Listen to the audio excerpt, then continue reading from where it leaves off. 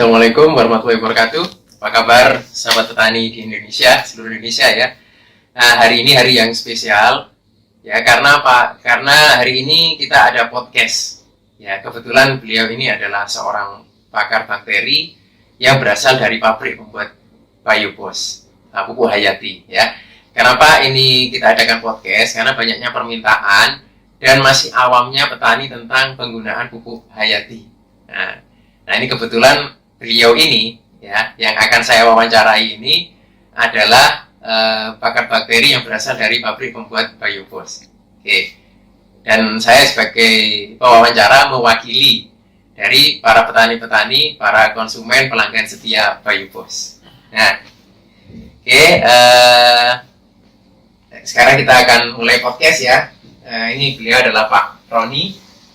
Ya, gimana kabarnya Pak Roni? Baik Pak. Ini kebetulan saya banyak pertanyaan-pertanyaan, tapi mungkin tidak bisa semuanya, cuma ada beberapa hal yang mungkin nanti saya tanyakan yang mirip-mirip gitu ya. Nah ini begini Pak Roni. Yang pertama ini para sahabat petani ini ada yang tanya, faktor apa yang mempengaruhi keberhasilan dan kegagalan ya, terutama dalam pertanian dan perkebunan di zaman sekarang ini? Ya, jadi begini Pak. Awalnya ini petani kita ini petani yang cerdas semua ya. Artinya ilmu pengetahuan, informasi dan lain itu sudah bisa banyak didapat dari manapun lah sekarang, apalagi zaman online seperti ini. Nah, tapi ada beberapa kendala yang terjadi di lapangan ternyata. Misalkan dalam artian dia aplikasi pemupukannya. Kadang-kadang ada yang tidak tepat waktu, tidak tepat sasaran, ya kan? Nah, tidak tepat dosis. Nah, itu yang jadi kendala. Bahkan banyak juga petani yang tidak tahu fungsi dari pupuk itu apa. Ya. Nah, itu yang jadi kendala kan, karena informasi yang terbatas. Karena selama ini petani-petani itu kan jarang yang milenial. Oh gitu. Turun-temurun nih dari orang tua informasinya, dari zaman kakeknya, dari zaman ini, sehingga informasi yang didapat ya hanya itu saja. Nah, tanpa ada informasi yang lain. Bahkan kalau kita beritahu pun kadang-kadang ya masih ya kadang-kadang ya seperti itu. Nah, jadi sebenarnya untuk pertanian kita supaya lebih baik lagi itu adalah di tahap pengolahan lahan dulu. Tahap pengolahan ya. Dari pengolahan lahan itu kita harus tahu dulu nih. Nah, lahan yang akan kita tanami ini sehat atau tidak. Nah, dalam artian itu mengandung pH berapa. Ya, karena sebenarnya seluruh tanaman intinya tuh pH-nya harus netral dulu. pH itu. pH tanah itu harus netral dulu. Nah, kita harus cek dulu. Tapi kan nggak semua petani punya alat cek. Ya, nggak semua petani punya alat cek. Nah, itu biasanya itu bisa dilihat dari tanaman-tanaman yang tumbuh di sekitar. Untuk tahu pH-nya itu normal apa enggak ya? Ya. Nah, atau nanti kita juga bisa cek ya. Kalau secara instan nih, ada cara sederhana sebetulnya. Itu dengan cara kita ambil sampel tanah kebun kita itu, nah campur sedikit air biar agak nyemak-nyemak sedikit. Nah, ambil kunyit Pak. Kunyit ya. Nah, kunyit itu kita potong, kita berikan di tanah tersebut ya. Nah, kemudian kita ambil dua bagian nih. Nah, kemudian kita diamkan itu selama 30 menit. 30 menit ya.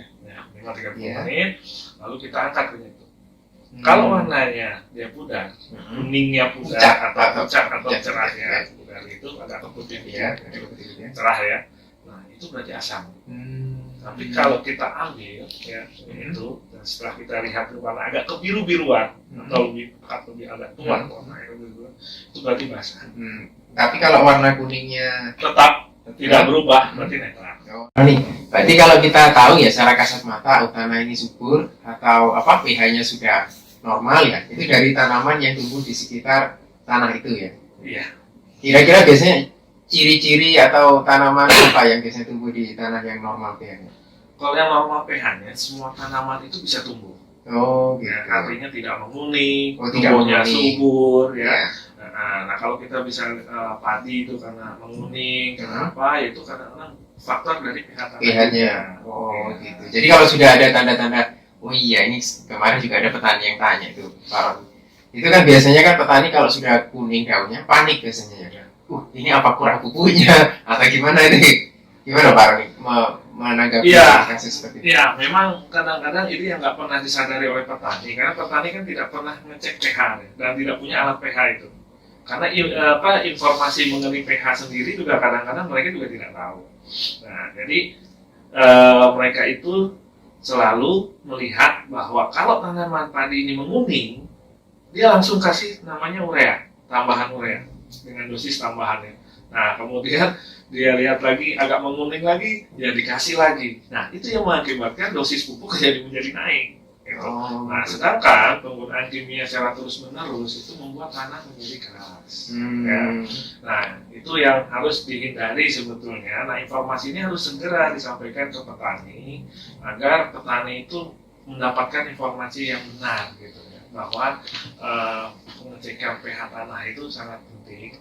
Ya, karena itu akan mempengaruhi kinerja dari tanaman itu sendiri untuk menyerap unsur hara. Iya ya. Jadi selama ini memang yang terlewat sama petani itu tentang pH itu. Nah, karena kalau tanahnya asam lah, mau dikasih pupuk seberapa banyak pun tidak ada fungsinya.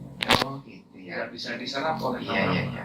Ya berarti memang pH itu sangat vital sekali. Nah, sekarang pertanyaan gini, Pak Roni, kalau kita sudah tahu ya, aduh pH-nya kok ternyata asam sekali ya lahan saya. Itu kira-kira yang bisa dilakukan untuk menaikkan pH itu apa saja kira-kira? Ya, banyak beberapa petani itu untuk menaikkan pH itu kan menggunakan dolomit, Pak. Menggunakan kapur. Nah, tapi dosis dari untuk menggunakan kapur dolomit itu untuk menaikkan satu pH saja dari 3 ke 4, atau dari 4 ke 5, satu tingkat ya Pak, itu membutuhkan 2 ton dolomit. Nah, kalau pH yang didapat itu 4, supaya bisa naik ke 6, berarti 4 ton dolomitnya, Pak. Ya, artinya kan itu kalau tanahnya sisi jalan mungkin bisa, tapi kalau lahan yang ada di tengah jalan bawa 4 ton itu kan biaya lagi untuk petani. Iya. Jadi memang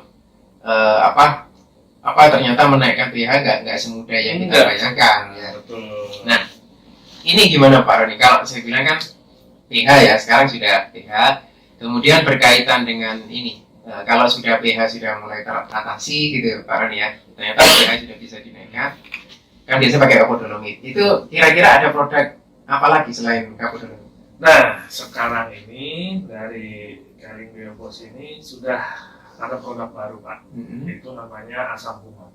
Nah, asam humat inilah yang nanti akan menggantikan dolomit. Ya, lebih simpel, lebih mudah ya. Penggunaannya itu dalam bentuk cair, hanya tinggal dilarutkan dengan 50 liter air, lalu disemprotkan saja ke lahan. Hanya 1 kali pakai Pak, pada pengolahan tanah saja. Nah, ini kebutuhannya hanya 4 liter saja. Iya. Untuk 1 hektar. Itu sama-sama produk Biobos ya? Sama-sama produk Biobos. Terus itu begini Pak Roni, apa namanya tentang Biobos Step 1, kalau nggak salah ya? Saya dengar itu namanya Biobos Step 1. Nah itu kalau misalnya kita sudah pakai Biobos Step 1, terus bagaimana dengan Biobos yang sudah ada yang berisi pupuk hayati bakteri? Iya. Jadi kenapa diluncurkan Biobos Step 1 ini? Maksud dan tujuannya ya untuk mensupport, mendukung ya kinerja dari biobosnya itu sendiri. Ya, karena biobos ini adalah isinya mikroorganisme, ya, di mana dia akan bekerja dan akan aktif pada pH yang netral. Ya, jadi kalau pH-nya netral, dia akan aktif lebih baik, dia akan bekerja lebih baik di tanah. Nah, untuk menunjang itu, maka harus didukung dengan lahan yang memang pH-nya juga harus netral. Nah, supaya pH tanah netral itu, maka kita harus berikan ke Biobos Step 1 itu.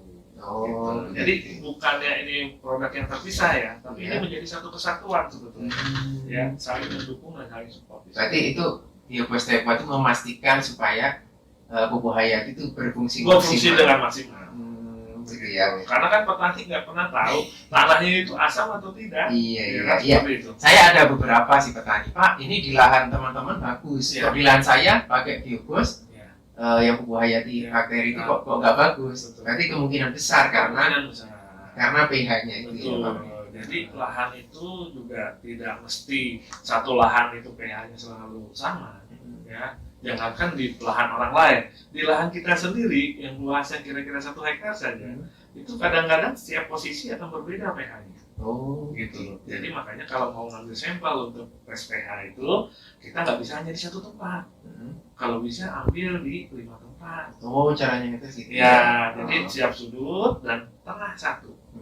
Nah, itu akan kita ambil rata-rata kira-kira. Nanti di situ akan dilihat. Seperti itu. Terus gini Baron, kan memang tadi tuh ada yang nanya, Pak kok bisa itu kalau pakai biopos itu bisa mengurangi penggunaan pupuk 50% gitu kan? Kadang ada orang yang nggak berani, karena itu terlalu spekulasi ya. Nah itu bagaimana itu ceritanya? Ya.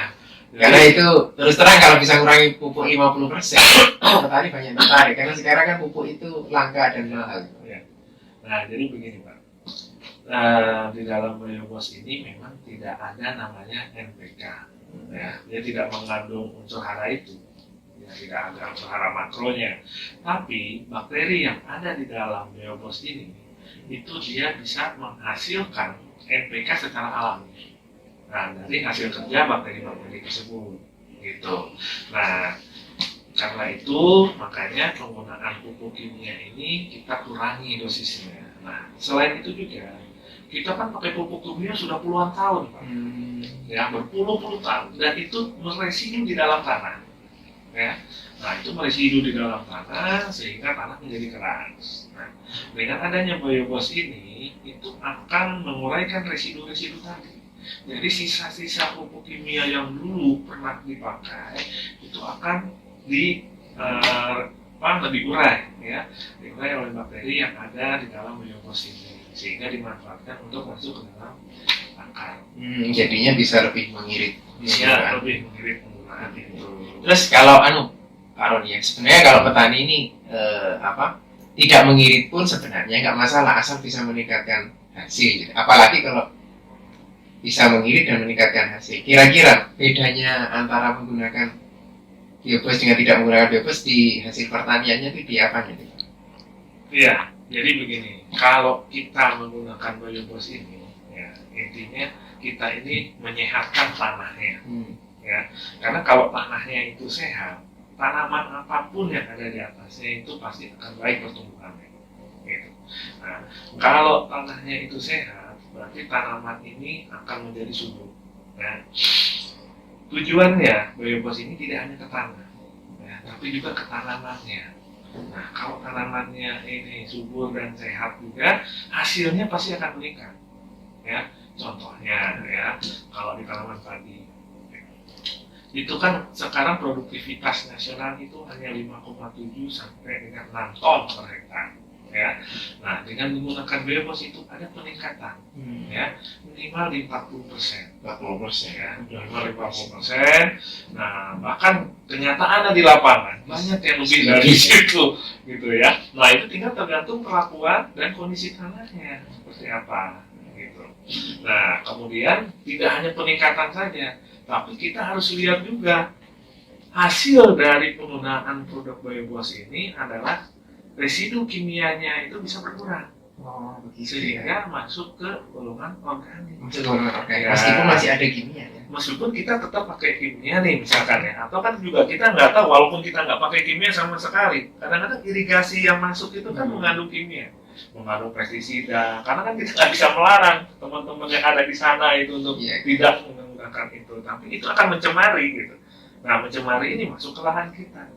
Nah, kalau kita tidak lindungi itu dengan biobos, nah itu akan merusak ke lahan kita juga. Jadi biobos ini tidak hanya menyuburkan tanah dan tanaman, tapi juga melindungi, ya, melindungi tanah dan tanaman kita dari faktor pencemaran yang ada dari air irigasi itu. Ya, sehingga pertumbuhan itu akan menjadi optimal, hasilnya pun residu kimianya akan lebih baik lagi. Lebih baik lagi ya. Oh, berarti memang kalau pakai biobos ini ya luar biasanya nih, yang luar biasa. Sebenarnya dicari-cari banyak petani di Indonesia ya. Biayanya lebih rendah, tapi hasilnya bisa meningkat. Padahal kalau sudah biayanya lebih rendah, hasilnya sama aja mereka sudah. Ya, saya ini Pak Roni. Terus terang memang petani itu kan sering mengeluh biasanya, Pak. terutama ini ya, kalau sudah panen raya kayak gini, harga apa komoditi itu kan pasti turun. Iya, mungkin petani itu kalau harga di luar kendali mereka, tapi yang di bawah kendali mereka efisiensi, ya Baron ya. Betul. Jadi meskipun hasil panen mungkin murah, tapi kalau biaya tanamnya murah, kan ya masih bisa dapat untung ya Baron ya.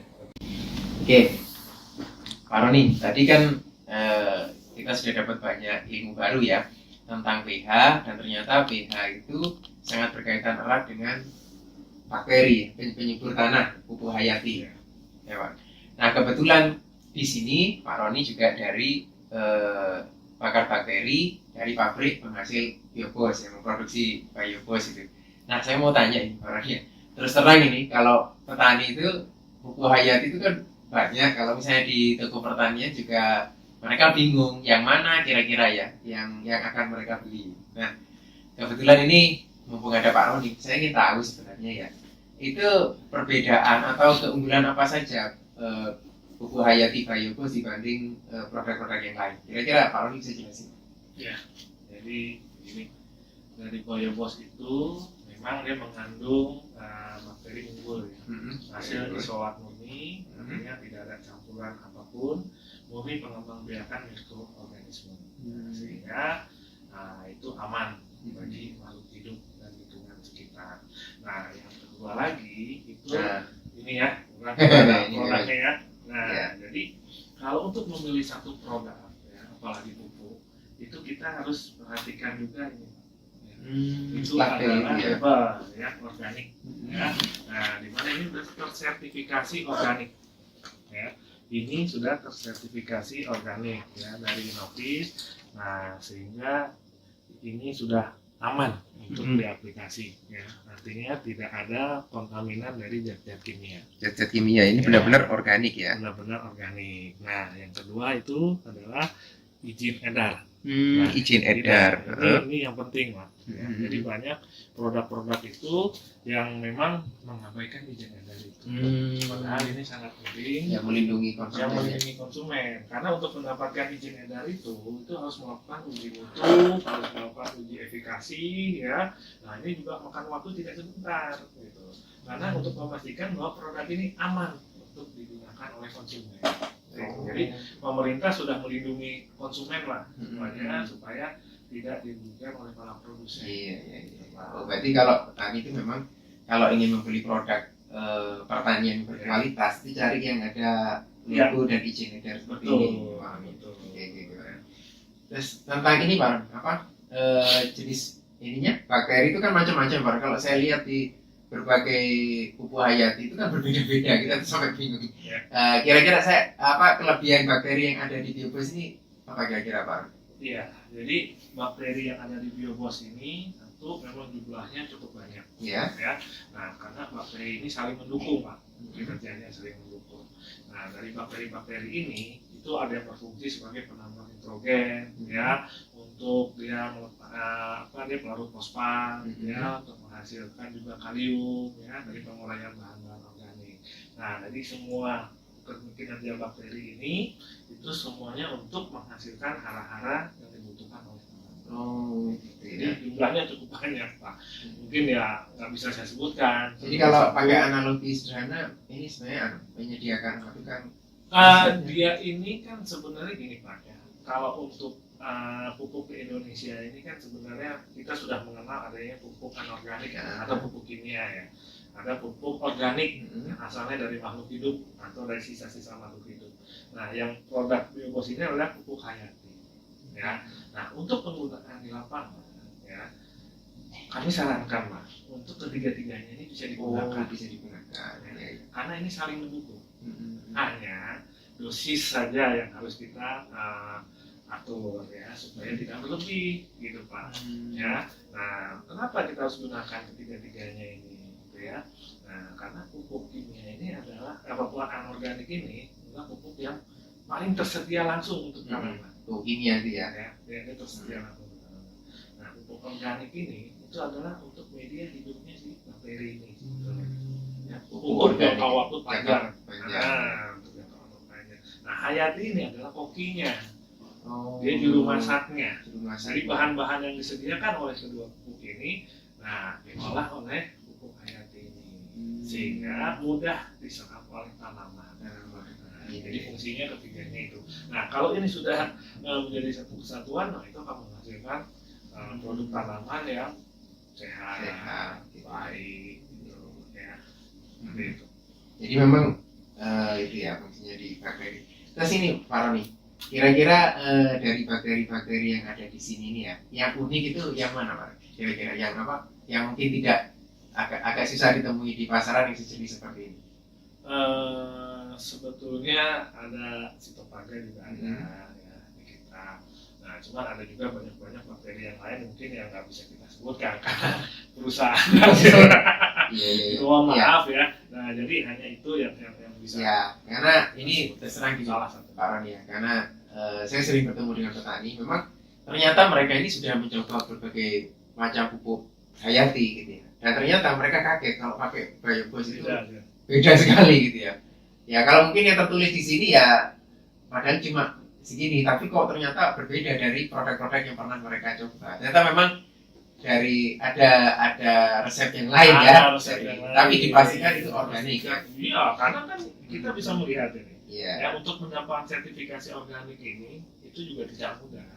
Ya, kita juga akan diaudit gitu ya, baik dari sisi bahan bakunya, cara kerjanya seperti apa, bahan yang digunakannya, alat yang digunakannya juga, sampai ke gudang penyimpanan bahan bakunya juga diaudit. Kalau itu ada kontaminan, ada temuan-temuan di luar dari bahan-bahan yang seharusnya digunakan, nah, kita juga akan kena teguran. Bahkan bisa juga dicabut nanti izin organiknya. Iya.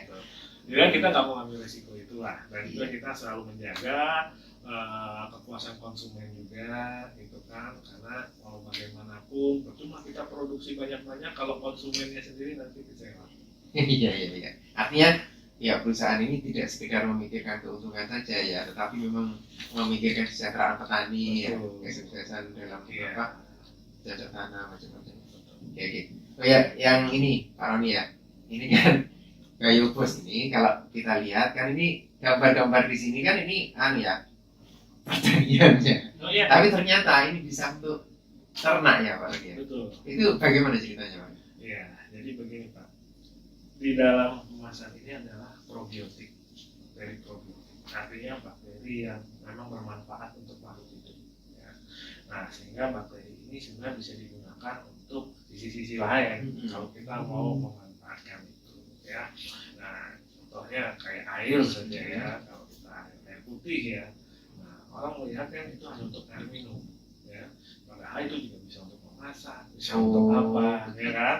Nah, kalau kita lihat labelnya misalkan air mineral ya, air minum mineral, kan tidak hanya untuk minum saja, bisa digunakan untuk yang meskipun tidak ada gambar di situ untuk yang lain, tapi kan kita kalau melihat dari fungsinya, ya fungsinya dari bakteri tersebut, ya, orang akan bisa memanfaatkan untuk sisi-sisi lain, yang lain. Seperti di peternakan, perikanan, pengurai limbah, nah seperti itu. Kalau di ternak memang biobos ini bisa untuk apa kira-kira?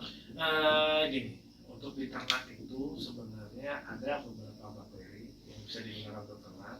Itu biasanya Lactobacillus atau Bifidobacterium ya, yang difungsikan untuk ternak. Nah ini untuk satu mengurai sisa-sisa makanan yang ada di dalam tubuh ternak itu, sehingga keluarnya itu kotorannya tidak akan berbau, ya, untuk menghilangkan bau ternak.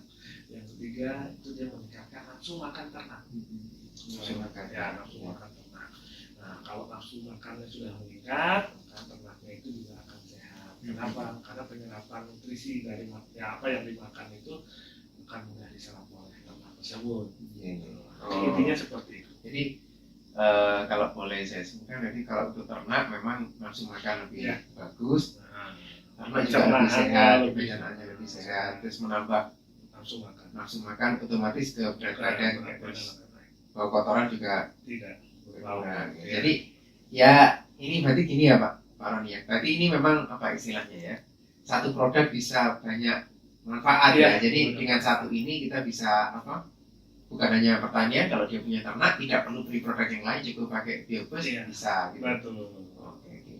Ya gitu, makasih ya Pak Roni ya. Baik. Jadi kalau bisa saya simpulkan, jadi para petani sekalian, bertani di zaman sekarang ini memang harus cerdas sebenarnya. Karena sekarang ini pupuk kimia yang mahal dan langka, kita perlu ada inovasi-inovasi baru. Jadi menggunakan, salah satunya menggunakan hayati ini ya. Nah, contohnya kayak biobos ini, karena ini bisa mengurangi biaya tanam, ya lebih irit karena penggunaan kimia langsung berkurang bisa 50% ya Pak Roni. Terus tanaman juga bisa lebih sehat, berarti artinya gitu Pak Roni. Berarti mengurangi biaya pembelanjaan di pestisida. Iya, terus juga bisa untuk ternak. Nah, dan luar biasanya dengan biobos ini biaya tanamnya apa? Sudah murah tapi hasilnya bisa meningkat. Itu benar-benar menguntungkan petani. Oke. Jadi itu yang saya ingin sampaikan. Sekali lagi saya ucapkan terima kasih kepada Pak Roni sudah memberikan pencerahan buat kita semua. Semoga ini memberi manfaat buat para petani Indonesia supaya bisa lebih makmur dan sejahtera. Ya, sekian dari saya. Assalamualaikum warahmatullahi wabarakatuh.